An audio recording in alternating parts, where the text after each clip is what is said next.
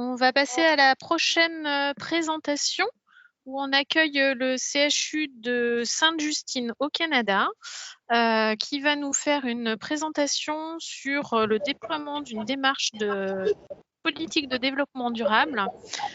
C'est vrai qu'on pense généralement développement durable, on pense à l'environnement, mais il y a aussi tout le côté prise en charge ressources humaines et économiques. Et du coup, on va laisser la parole à Madame Ouraba et à Monsieur Thibault. Bonjour, moi je suis Sabrina Ouraba du CHU Sainte-Justine et je coordonne la démarche de développement durable au CHU et je suis accompagnée de mon collègue. Oui, bonjour, mon nom c'est Éric Thibault, je suis conseiller en environnement et développement durable. Je travaille en collaboration avec Sabrina et de nombreux autres intervenants pour faire la démarche de déploiement de la politique de développement durable. Donc, le but de la présentation, c'est vraiment de vous partager comment on déploie une démarche dans un CHU et on va vous présenter des initiatives très concrètes qu'on réalise au CHU. D'abord, je vais faire une petite mise en contexte. Faut savoir qu'au Québec, on a adopté une loi sur le développement durable en 2006, bien que la préoccupation était là depuis quand même les années 90 et ça démontre un engagement fort du gouvernement par rapport à ça. Donc, plus précisément, pour les établissements de santé, on a 3 obligations depuis peu. Donc, d'intégrer le développement durable au cahier des charges, de se doter d'une politique et d'un comité qui se charge de ça. Donc, vous allez voir un petit peu plus tard que tout ce qu'on a fait dans ce sens-là au CHU.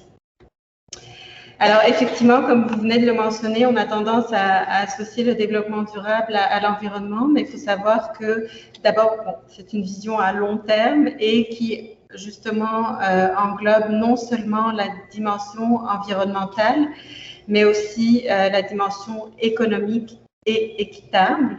Alors, pour nous, au CHU, c'est justement ce qu'on vit, c'est une qualité des soins et des services à long terme, en s'assurant, par exemple, d'avoir une utilisation efficace de nos ressources, que dans nos activités puis nos pratiques, on minimise les impacts environnementaux, ou alors encore de favoriser les saines habitudes de vie pour limiter les risques sur la santé. Donc, vous allez voir que dans notre démarche, on englobe vraiment l'ensemble de ces aspects-là.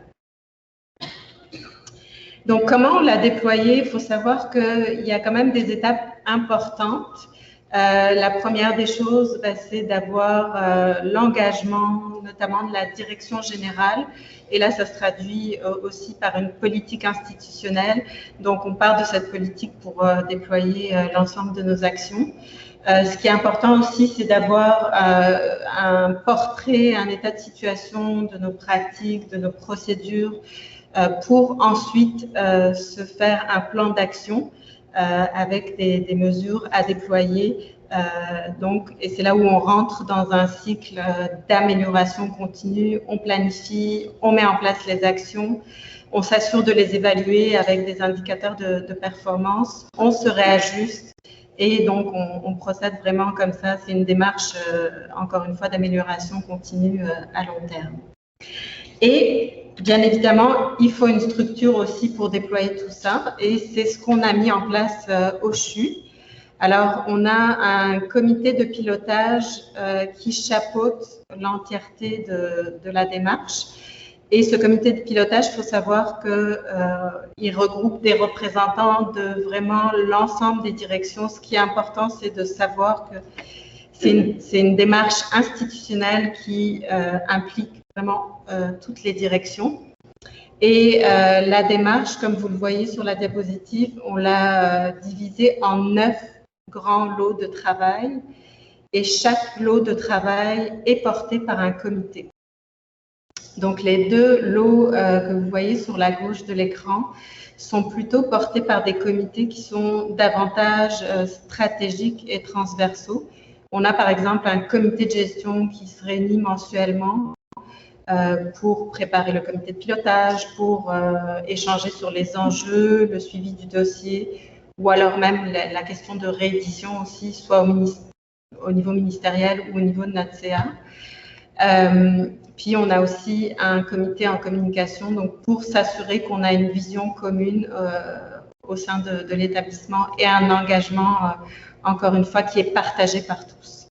Puis, chacun des 7 lots que vous voyez sur l'écran sont portés par des sous-comités plus opérationnels. Et là, on a des experts autour de la table en fonction de la thématique qui est traitée. Donc, encore une fois, on englobe les 3 volets du développement durable, donc en abordant autant les soins durables que la question de la consommation énergétique, les déplacements des employés à travers la mobilité durable, les approvisionnements éco-responsables, etc. Donc, il faut savoir que le fait de l'avoir divisé comme ça nous permet d'avoir une approche très globale et intégrée, puis faire les ponts entre les différents volets.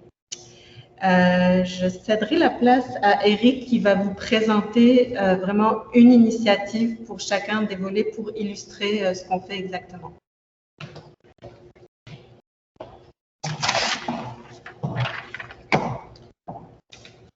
En fait, pour vous donner quelques exemples d'actions concrètes qui découlent d'une instauration d'une politique de développement durable, si on prend exemple les soins durables, on sait tous que le contexte de la pandémie a modifié beaucoup nos comportements. Ça inclut aussi au niveau du réseau de la santé. Alors, l'établissement a mis en place des outils pour les intervenants, notamment pour les médecins, pour la consultation à distance, la télémédecine. Tout ça pour favoriser, en fait, là, une nouvelle façon de donner des soins. Au niveau de la mobilité durable, on a été très actifs lors de la dernière année.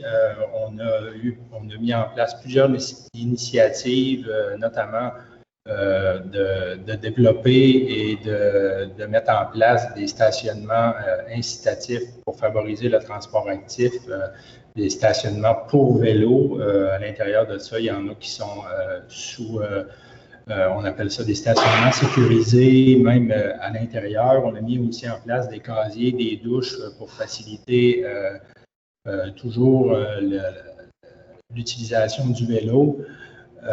On a mis aussi, on a mis une entente aussi corporative pour l'utilisation de vélos partage.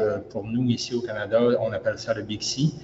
Alors, on a des vélos que les gens peuvent emprunter. C'est des stations qui sont déterminées un peu partout à travers la ville et ils peuvent les utiliser et les rapporter au point de départ.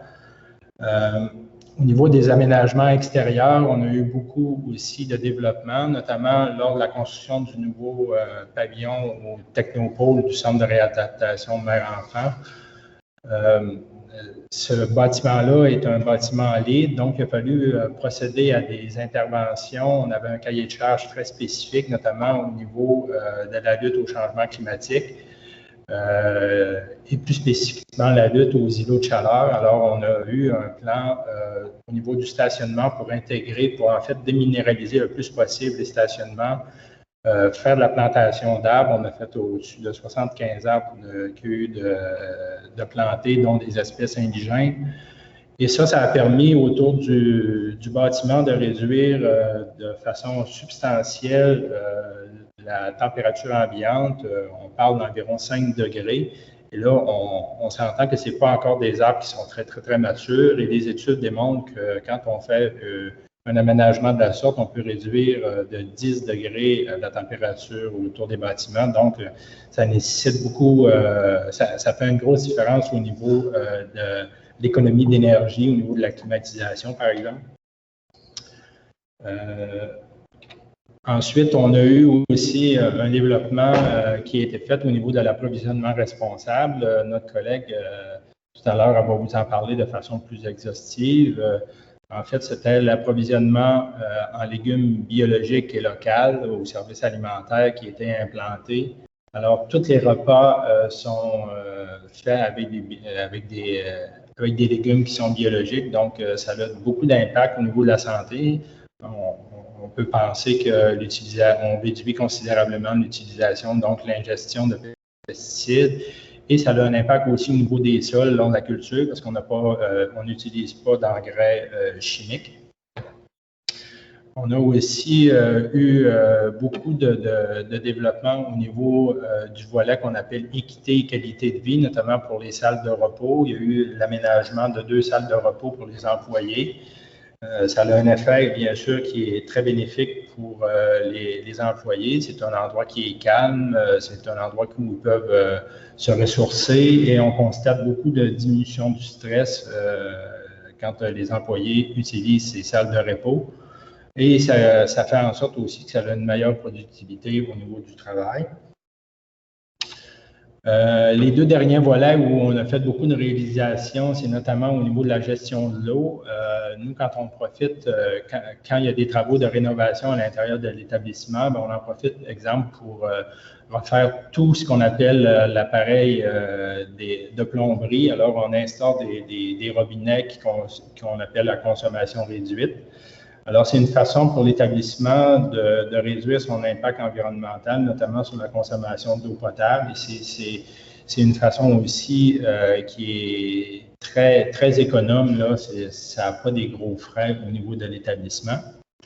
Et une autre initiative qu'on a mis en place durant l'année, c'était la gestion au niveau des matières résiduelles, notamment dangereuses.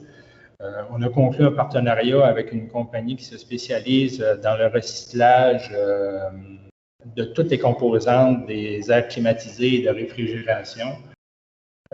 Ça nous a permis de profiter en fait, d'une nouvelle opportunité, d'un nouveau procédé qui fait en sorte que tout ce qui est contenu à l'intérieur de ces équipements-là, notamment au niveau des halocarbures, au niveau des mousses isolantes, tout ça sont récupérés et sont détruits par pyrolyse. Alors, juste cette petite initiative-là, ça nous a permis d'éviter le rejet d'environ 60 tonnes d'équivalent CO2 dans l'atmosphère.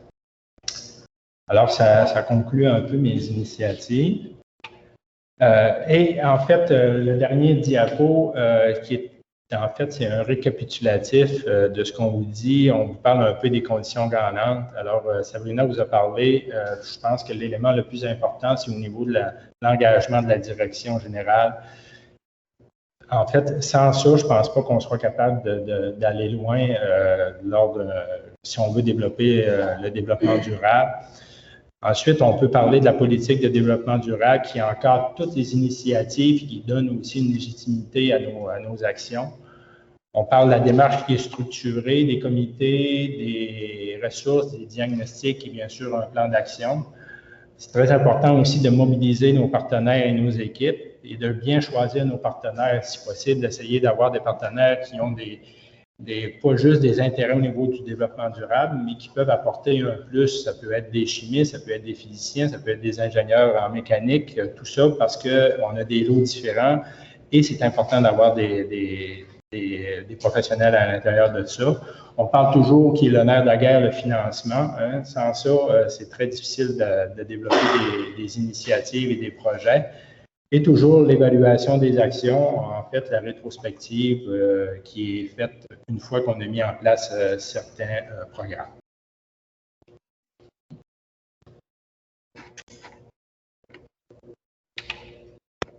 Ça clôt notre présentation.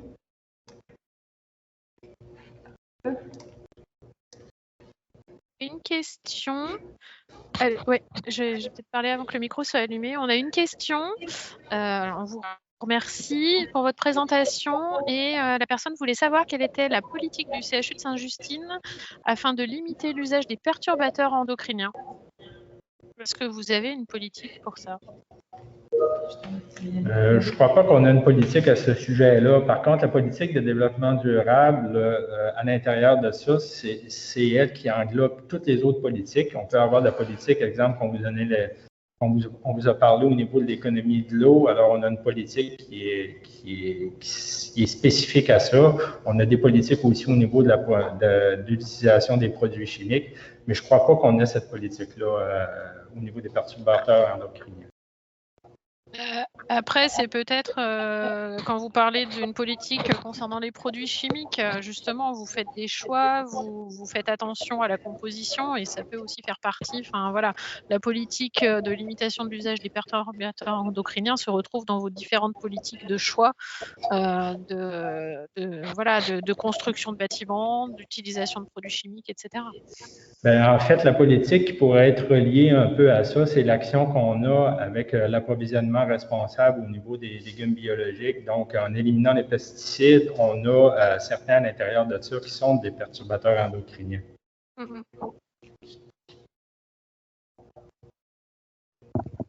Merci beaucoup. Ça a vraiment du sens au niveau d'un établissement de santé, de se préoccuper de l'ensemble, hein, aussi de la santé de la planète. Et donc nous, à l'HFME, on avait aussi pas mal de personnes qui travaillent ici, qui avaient bien envie de... Je pense à faire un écho aussi. Pardon. Excusez-moi, il y a un écho. Et du coup, je pense que c'est quelque chose sûrement dont vous devez voir que ça fédère un peu les équipes. Donc, je vais vous poser un peu cette question de savoir comment vous arrivez à communiquer avec les professionnels pour qu'ils soient impliqués aussi dans ce projet. Et est-ce que vous en profitez aussi pour faire un peu d'éducation auprès des usagers, enfin des patients et de leurs familles? Merci. C'est une très bonne question. Effectivement, comme on vous disait, il y a toute une équipe qui... donc, on est accompagné par la direction des communications pour justement relayer toutes ces initiatives. Et ce que j'ai oublié de mentionner, c'est qu'effectivement, on travaille sur autant les comportements individuels. Donc, ça va toucher aussi la sensibilisation de l'ensemble de la communauté du CHU, mais aussi on travaille sur faire en sorte que les environnements soient adaptés par rapport à tout ce qu'on met en place. Et pour la clientèle, pour l'instant, on y a pensé, mais ça va être peut-être dans une autre phase à travers notre site web qu'on est en train de réorganiser aussi pour aussi montrer ce que fait le CHU c'est ça, en termes de développement durable. Mais pour l'instant, on y va par étapes.